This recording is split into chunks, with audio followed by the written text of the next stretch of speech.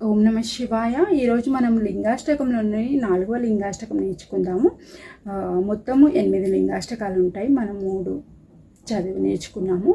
And ఈరోజు 4వ లింగాష్టకం అదేంటంటే కనక మహామణి భూషితలింగం పనిపతి వేశ్రిత శోభితలింగం దక్షసుయజ్ఞస్వినాశకలింగం తత్ప్రణమామి సదాశివలింగం.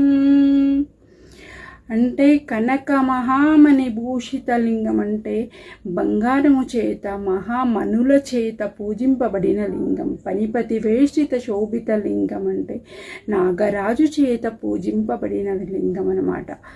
అండ్ కనక మహామణి భూషిత లింగం, పనిపతి వేష్టిత శోభిత లింగం, దక్షసు యజ్ఞ వినాశకలింగం, దక్షుడు చేసిన యజ్ఞము వినాశనము చేసిన లింగం అన్నమాట. తత్ప్రణమామి సదాశివలింగం. ఓ సదాశివలింగం, నీకు ఇదే మా నమస్కారం అని చెప్పేసి శివునికి అభిషేకం చేసుకుంటూ మనము పాడవలసిన శ్లోకం అన్నమాట. ఇలా చేయడం వల్ల చాలా మంచి జరుగుతుంది. ఓం నమ శివాయ.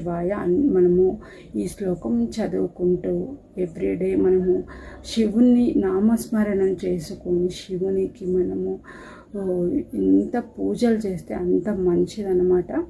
శివానుగ్రహం లేనిది చీమైన కుట్టదంటారు కదండి. అలాగా శివుని ఎప్పుడు మనము ఎల్లవేళలా తలుచుకుందాము.